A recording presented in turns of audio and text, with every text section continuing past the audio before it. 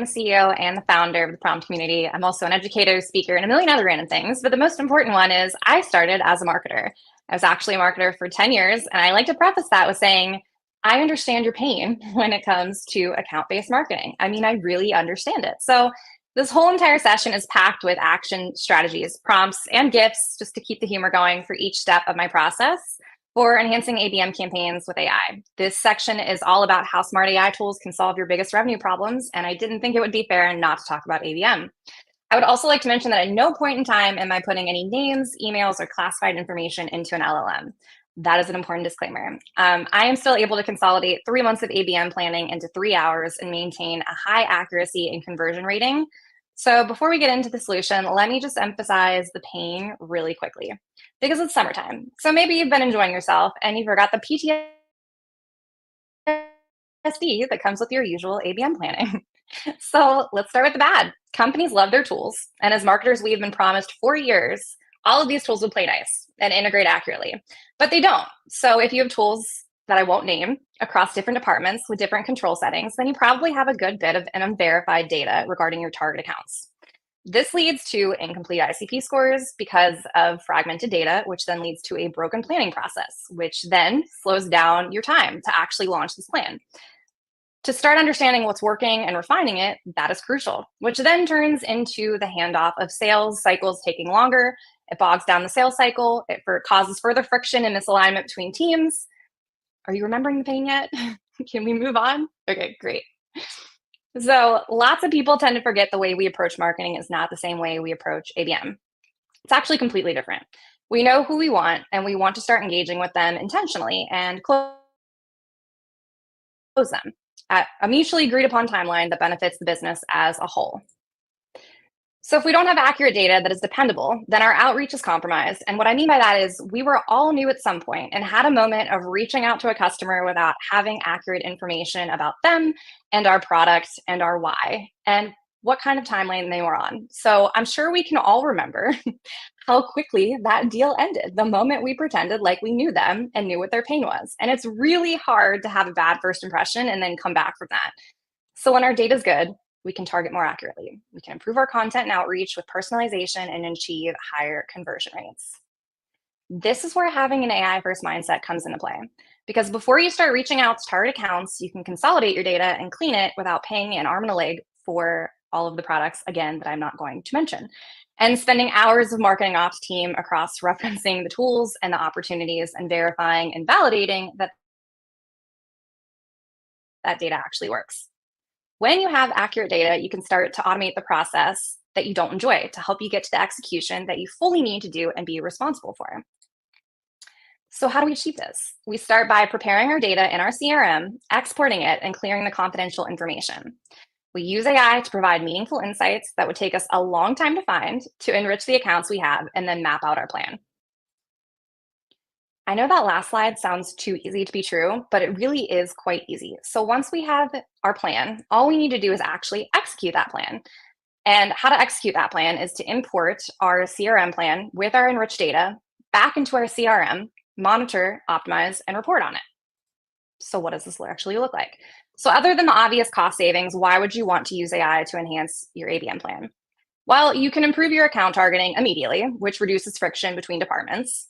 You achieve higher engagement, which means you have higher conversion rates and historical data to improve your personas, your QBRs, your win-loss reviews, and your sales CRM plan actually maps out. Maybe you only want to try this with 100 accounts and then measure the success and then incorporate your tier 2 and target 3 accounts next. So I did a little bit of talking, but I'd like to show the process to demystify any anxiety teams may have around using AI in their ABM plans. So I did this without really any AI tools just to show you that even if I'm trying to just use one LLM, this can still extremely expedite the planning process. So I'm going to start by showing you how I export my data from HubSpot into a Google Sheet. I slimmed down the names and the emails so that my customers can remain confidential.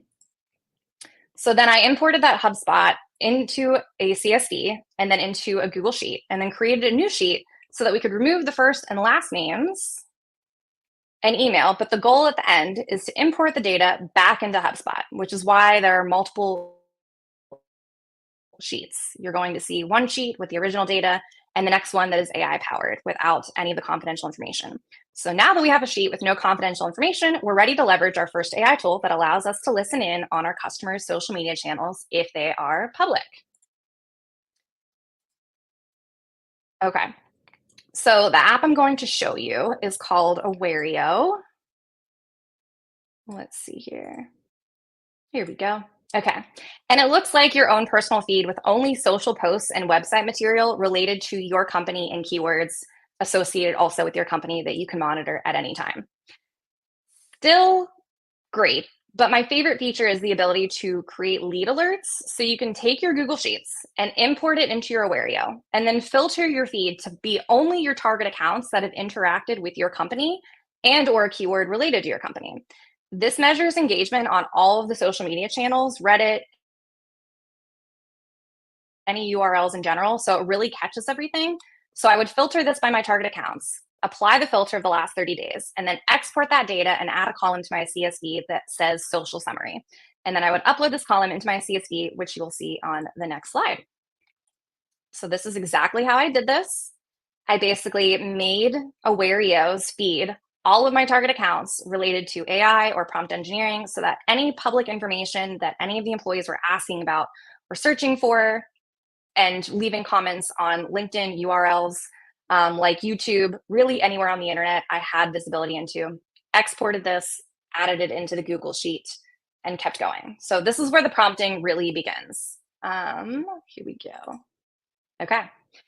So you want to upload into ChatGPT the basics of your company, which is why I'm showing you what I uploaded. I created a fake product name called Magic Meal Maker, a fake product description, brand voice and tone, and rules on how to talk about my fake company. This is all the information I had to put in. I didn't have to put anything confidential in. I just really wanted to use the Magic Meal Maker because I thought it was funny. So again, I uploaded this to ChatGPT and said, here's my information about my product. Do you understand? It says yes. I'm ready for my next prompt, which says, create a highly personalized LinkedIn DM for each individual in the CSV. The message should address the recipient by their title and company, reference what their company has been engaging with lately on social media, tie the topic into our product. And now you can see that it popped with the LinkedIn summary. So all I have to do is upload it into a CSV and add it into a column, which you are about to see now. So that's what it ends up looking like. So up next, I prompted ChatGPT to create me an email sequence of 4 emails per person, including 3 to 5 lines of text with a clear CTA. Again, requesting that it deliver the results in a column so that I can export the column into my own CSV. So now that I have 4 emails and a LinkedIn DM, it's time to map out the content that I would like to try to use to convert them. So I prompt ChatGPT to create a detailed content plan for a 3-month ABM plan. I say that the plan should include a mix of content types. I specify blogs, white papers, case studies, and videos. And once again, put it into a column so that I can add it to my CSV. This is what this looks like. So this is what our AI ABM plan looks like. It has columns for each type of content. Again, this is not the one with the confidential information in it. The topics, the umbrellas of the topics, so we can consolidate the amount of content that we need to create, but it is still personalized to the company and team member, so we know we're going to include these assets in our outreach efforts. This is what our CSV looks like right now, which means we just need to create a LinkedIn paid ad strategy and or Google, totally up to you. So the prompt that I used was to develop a strategy for LinkedIn and create a plan for designing a few compelling images that will encourage these accounts to click on the ad. I said add columns to specify the campaign objective for each ad, identify the persona for each ad, and develop the content and imagery along with the metrics we will use to measure the ad performance. The idea behind this prompt is you'll have to advocate for budget probably, and these are usually the specifics that people want to know. So once again, I had the results in the formatting of our CSV so that I could add it to my CSV sheet. So we did it. We created a 3-month ABM plan for this particular exercise. This was 5,443 contacts, and it still only took me 2 hours to do all of this. And now I'm ready to import my data back into HubSpot.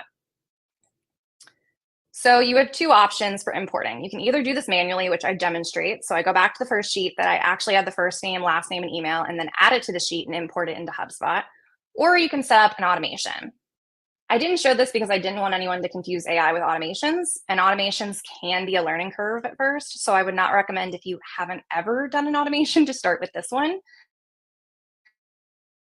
But I want to give a quick call out to the tools that I mentioned because they are providing extreme value to me in terms of ROI. So I pay $9 a month for Zekin, and this tool really is a game changer. It allows me to embed links from my website into my content so that when someone sees a Google or LinkedIn ad and they click on it, it takes them to my website and actually lets me know where their IP address is, what their customer journey to me looks like, and how they found me. And it's a nice replacement to just looking at top of funnel metrics because at the end of the day, it doesn't matter how many leads you have if they aren't within your ICP and they're not ready to buy. And the problem that they're facing that your product provides them with isn't that much of a problem for them. So that was one tool I wanted to mention. But then the next tool that I would love to mention is the social listening. So it's Awario. The automation tool that I mentioned was Make, and my text for CRM. So if you have HubSpot and you go to a lot of in-person events, I use a tool called Hints. It actually gives you the capability of just using their app, and you can update your information for a contact, text your CRM, and then it will upload. And I know it integrates with HubSpot because I use it. So if you're interested in this slide, I know that I laid a lot on you, but I'm a big proponent of less talking, more showing. I hope that I achieved that well, but I have the prompts listed here. This whole entire slide deck is valuable. So if you'd like a version of this, please let me know. I'm happy to send it to you. And if you have any questions, please come find me on LinkedIn. Excellent. Thank you, Ashley. Appreciate that. And I'm just going to move our stage here. Okay. So you mentioned a lot there. Now, first off, I'm going to ask, which I'm thinking already, so I'm sure many of our viewers are as well. If they want to find some of those links, are you going to post them maybe on LinkedIn, or where's a good spot that they could find some of those resources you shared? Yeah, absolutely. I have use cases for all of these tools. So I talk about them constantly on LinkedIn. That's probably the one channel that I'm married to and consistently post on. That would definitely be the place to come find out. Okay. All right. Excellent. Okay. So visit Ashley Gross's next LinkedIn and find those tools posted there. Now, I do have a couple questions if you have a couple minutes. Are we okay for that? Sure. All right. Excellent. So here's some here. We might just rephrase them as we go, but are you using any GPT plugins that help do what you showed? So I know you mentioned some tools. Are any of those specifically GTP or GPT plugins? No, when it actually comes time to create the content, I'm very bullish on Jasper. So I use their extension because it pops up everywhere no matter what. So I can make sure that my grammar is always on point and contextually it makes sense. That's the one AI extension other than the SEO extension that I use. Okay. All right. Great. Let's see what else we have here. Here's one on segments. So how important is segmentation in ABM, and how can AI help with this?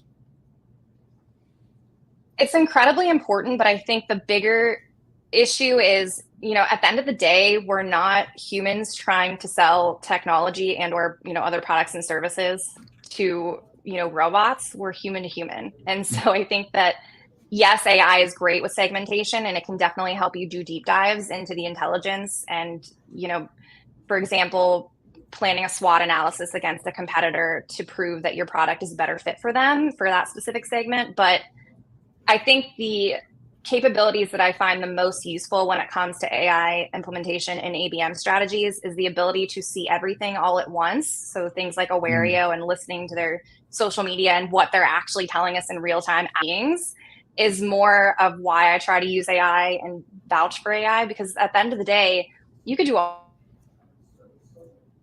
the research in the world on that particular segment or company or industry. And then the person that you were reaching out to would leave. And that happens all the time. Mm-hmm. And then what do? Do you start over again because you didn't have, a certain amount of personas that you were including from the beginning?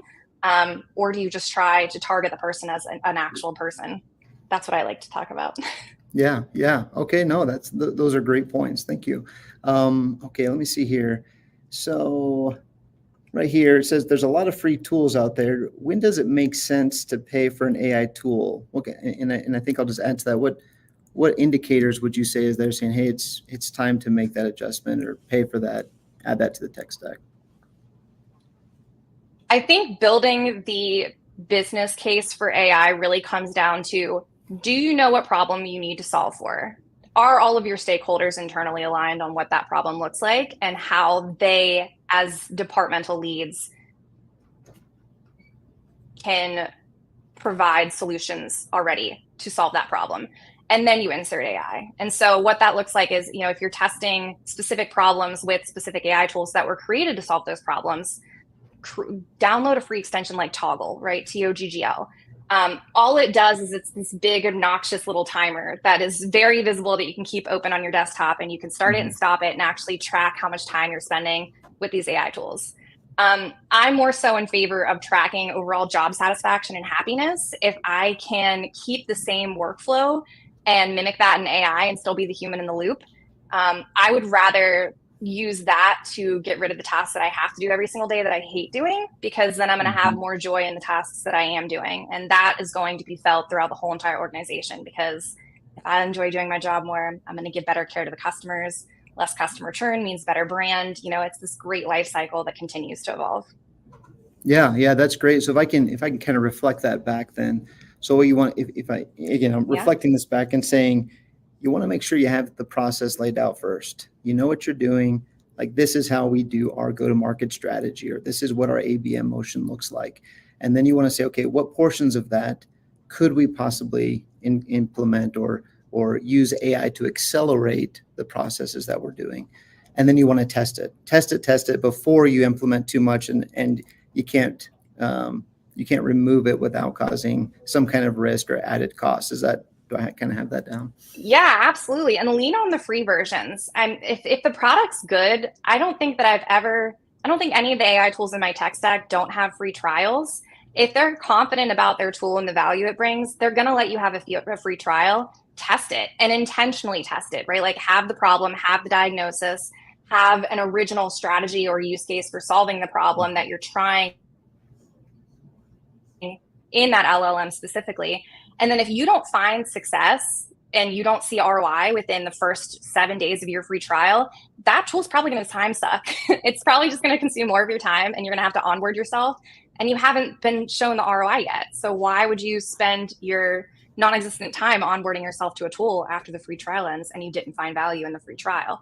So, Read AI is a great example. I have had Read AI between 2 to 3 years now, and I just started paying for their enterprise plan, which is $30 a month, 2 months ago, because they have a coaching feature that tells me like my words per minute. And, if I'm using inclusive language, I'm like really bad at saying, hey guys, and that's not inclusive. And so it points these things out to me if I interrupt people.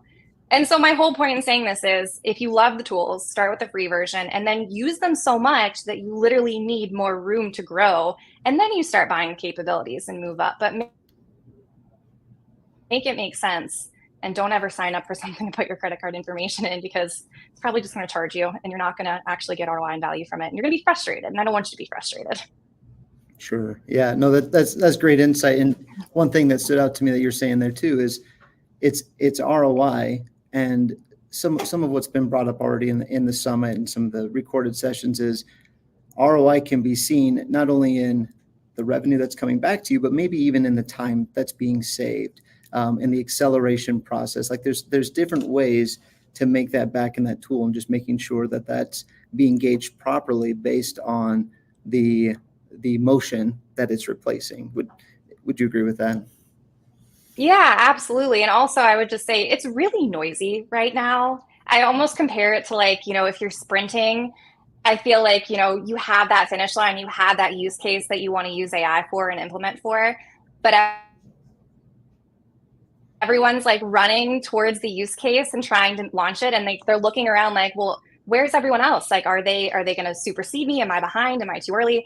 And like, this is not, you can't compare. Like, every company, every user, everybody's abilities are completely different. Keep your head down and stay focused, and you're going to go a lot further.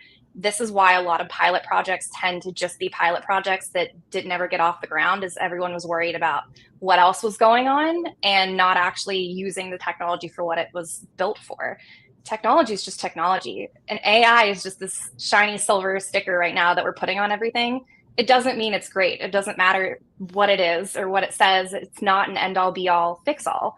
So just treat it as any technology. And with any technology, you need to onboard yourself and get used to all the capabilities and features in order to make the most of it and use it.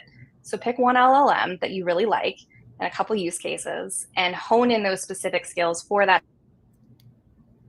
the LLM, and then branch out. But it's not really a marathon or a sprint. It's just kind of like everyone's on their own journey right now. And that would Mhm. probably be like my best piece of advice. Excellent. Thank you so much, Ashley Gross. Thank you so much for joining us. Appreciate the insights that you shared with our audience today. For those that are viewing now live, or maybe once this session is released afterwards with on-demand access, be sure to connect with Ashley via LinkedIn and get more of her advice and insights there.